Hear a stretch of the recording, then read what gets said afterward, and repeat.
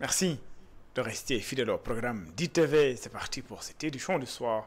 Les titres. Le pape François est mort à l'âge de 88 ans. Élu en 2013, il est le premier pape sud-américain. Il est surnommé l'archevêque des pauvres, puis d'hommages et de témoignages. Hausse du taux des divorces et du célibat au Sénégal, le khalife général des Tijanes pour une solution par rapport à ces problèmes. Pour certains citoyens, la société est en grande partie responsable de ces situations. Et puis, dans la région de Matam, le réseau des femmes de Dandé-Mayo réclame le bitumage de la route Dandé-Mayo et exige également des financements pour les femmes. Voilà pour les titres. Le développement, c'est dans une poignée de secondes.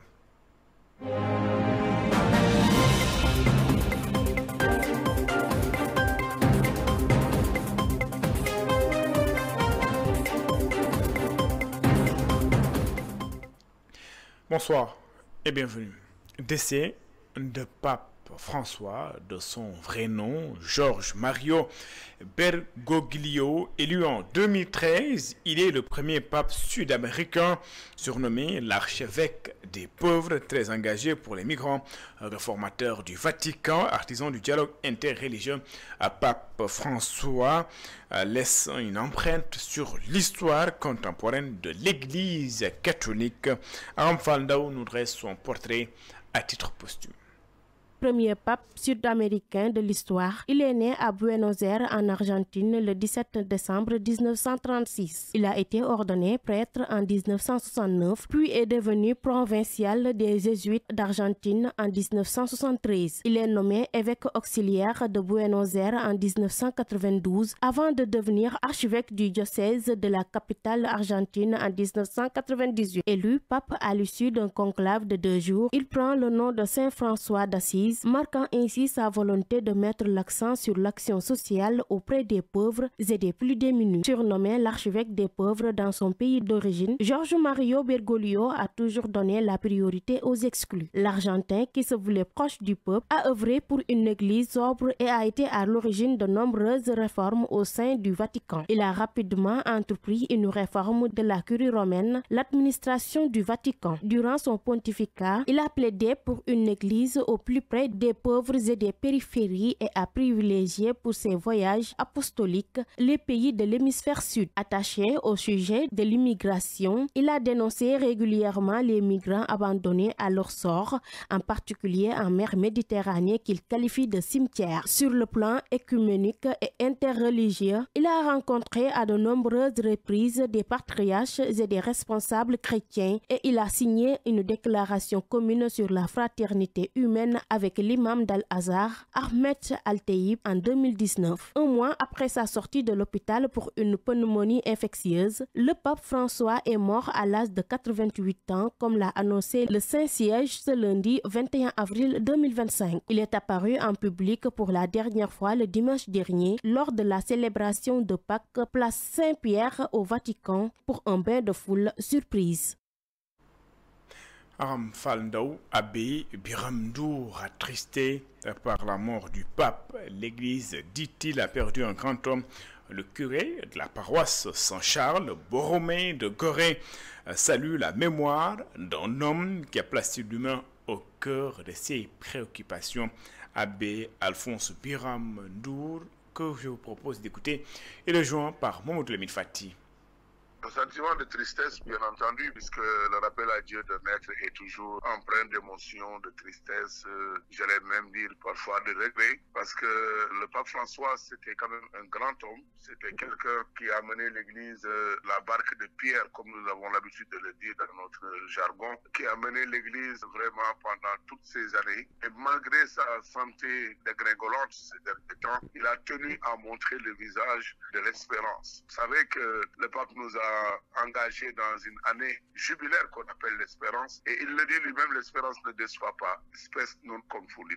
Et le dernier livre qu'il aura écrit s'appelle justement Espère. Il souhaitait que ce livre paraisse à sa mort, mais eh bien, les éditeurs ont décidé de le sortir bien avant.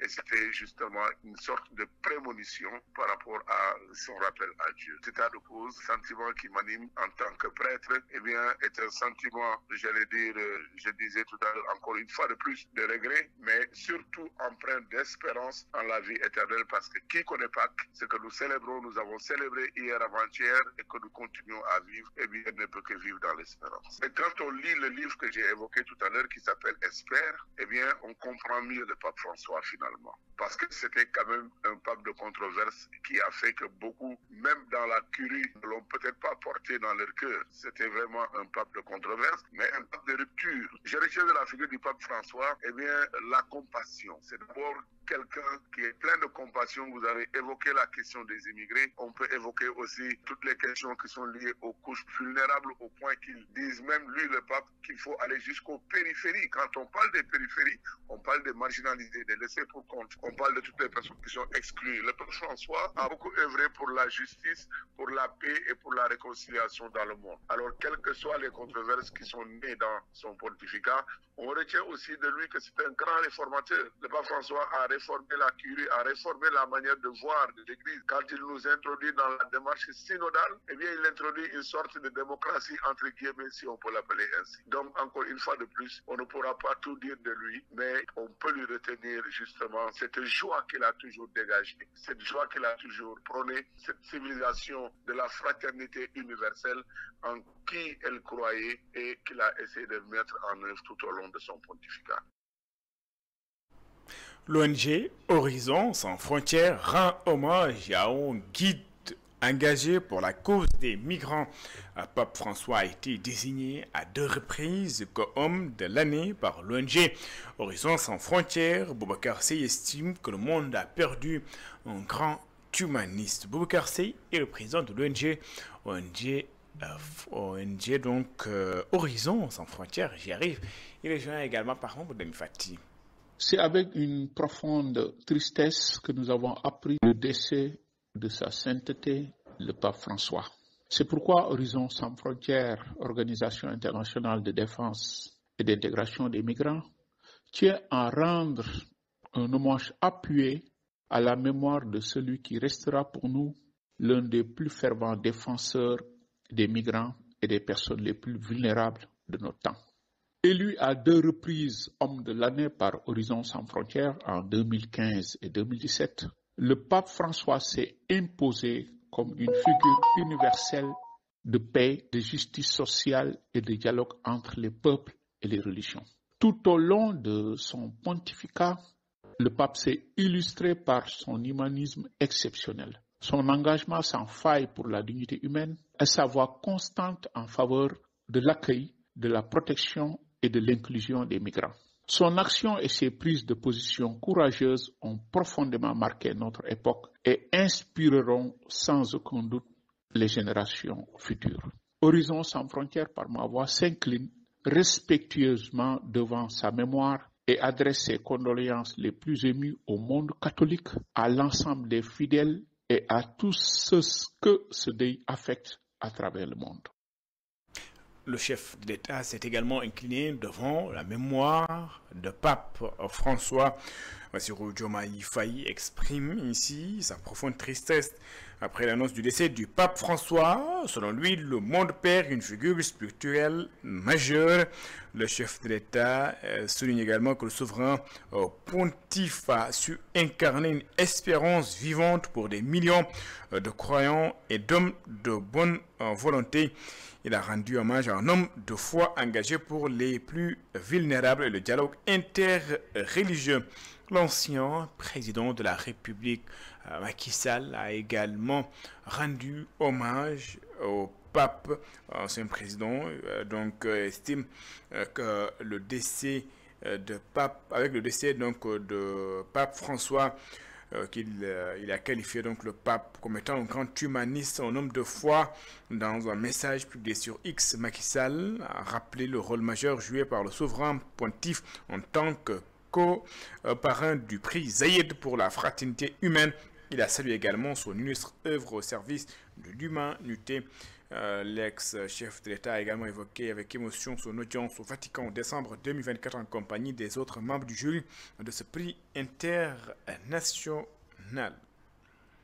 Après le décès de Pape François, les fidèles chrétiens au Sénégal sont sous le choc à la cathédrale Notre-Dame des Victoires. Par exemple, l'émotion est visible sur les visages des fidèles.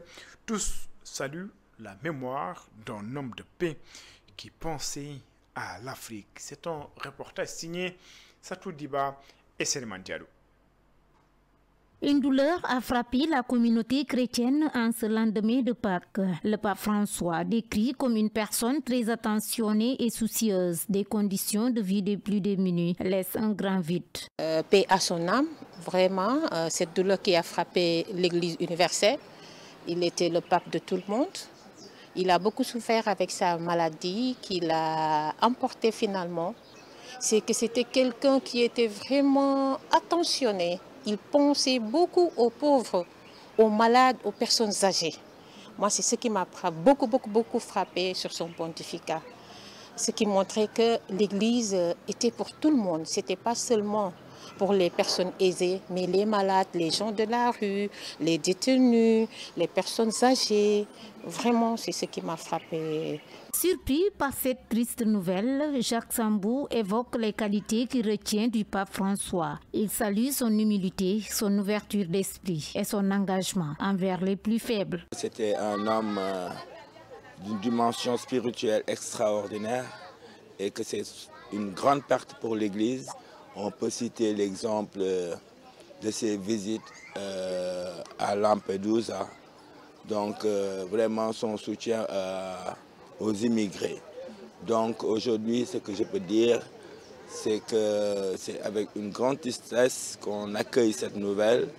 Mais justement, l'espoir est là parce que le pape est décédé dans justement le lendemain de Pâques. Et Pâques, pour nous chrétiens, c'est la résurrection.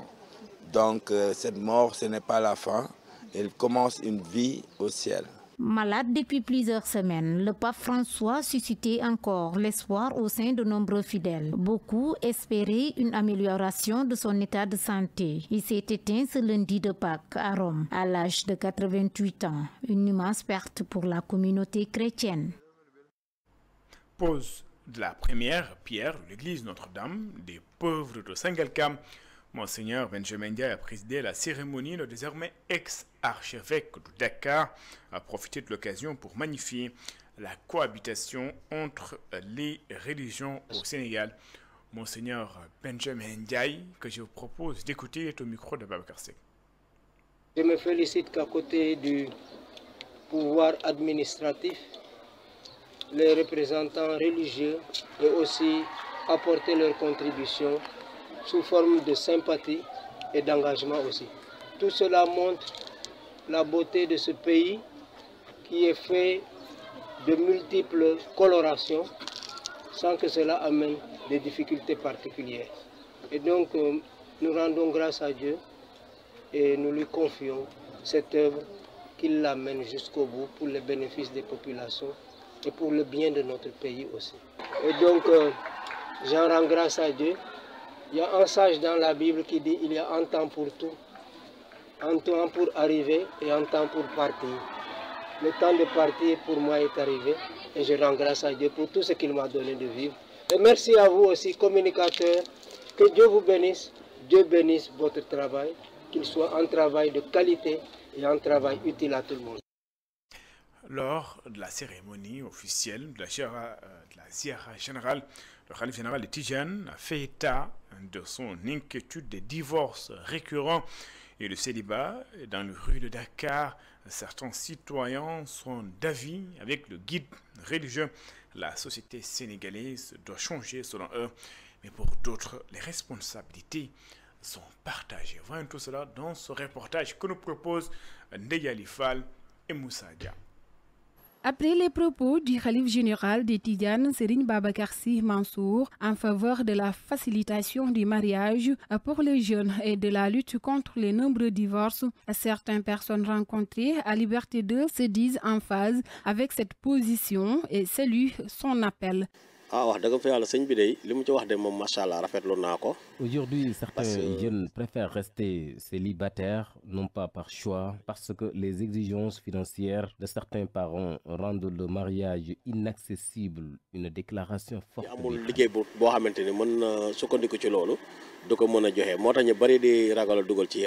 Non loin de lui, Ibrahima, un père de famille, magnifie également les propos du khalife sur la recrudescence des divorces.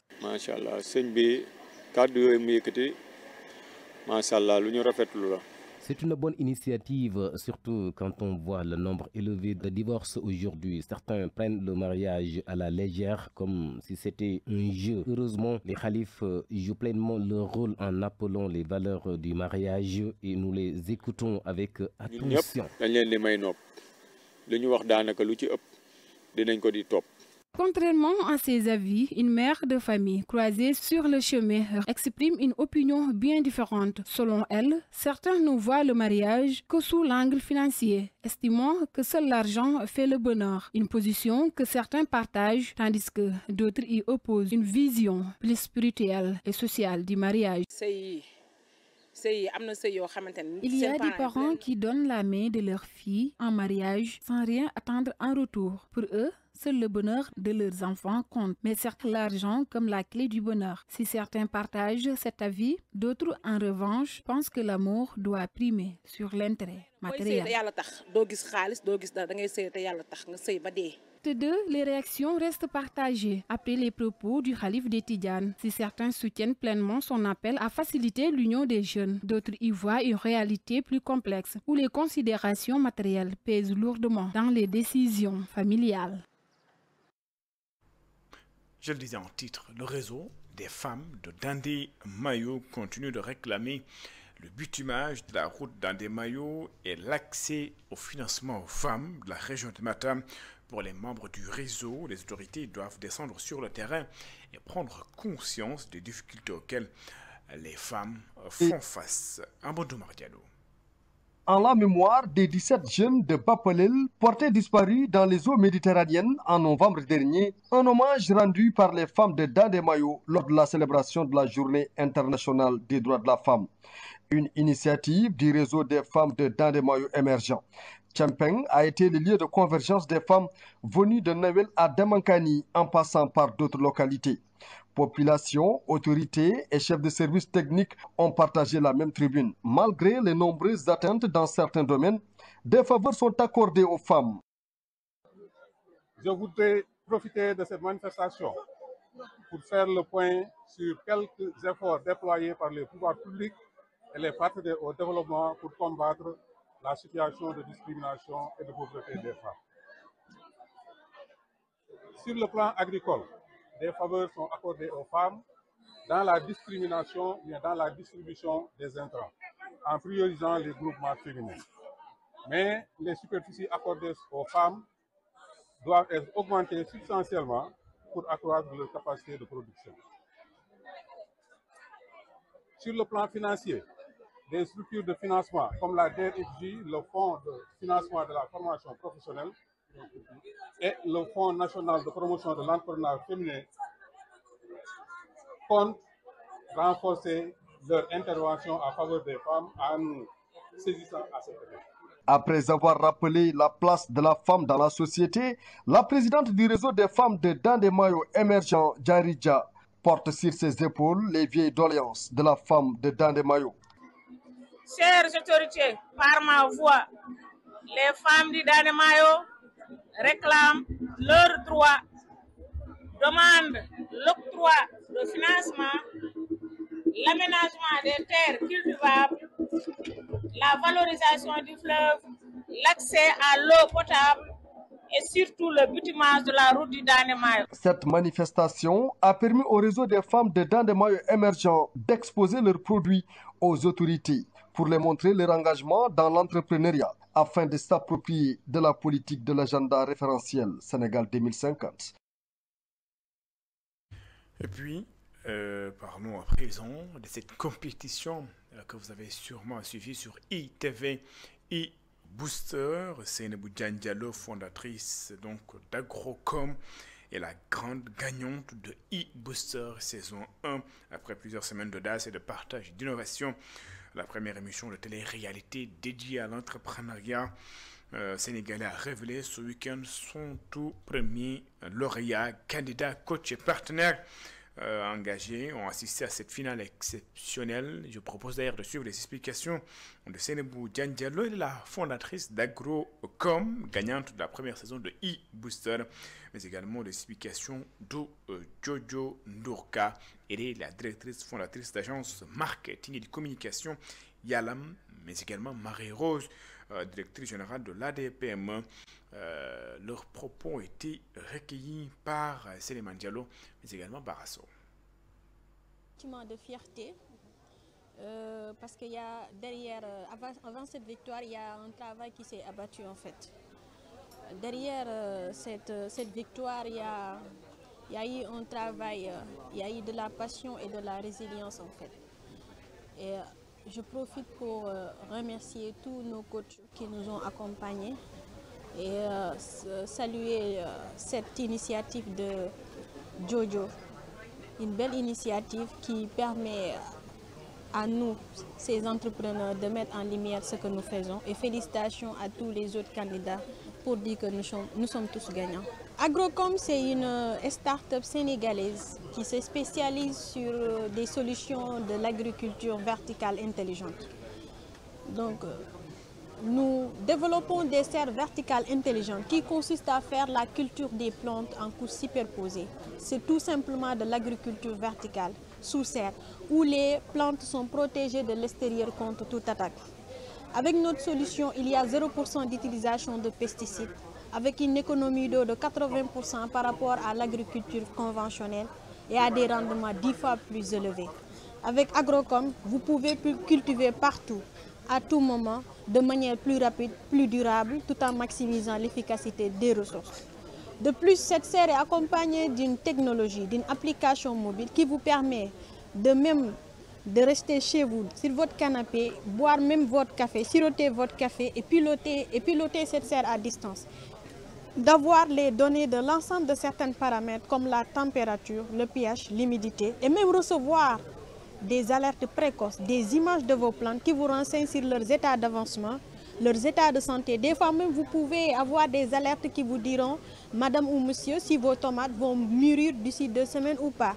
Donc, notre solution, c'est tout simplement Toxaker de Baïsatol.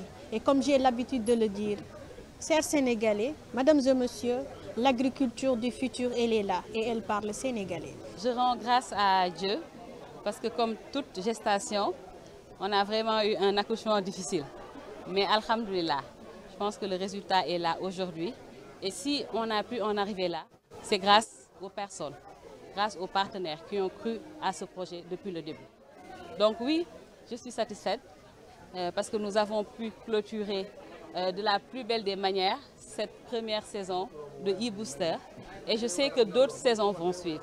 Donc c'est une satisfaction pour moi, mais je pense que c'est une satisfaction de toute l'équipe qui a travaillé sur ce projet. Alors moi-même, je suis entrepreneur et je ne suis pas encore vieille, je pense. Donc je suis jeune entrepreneur.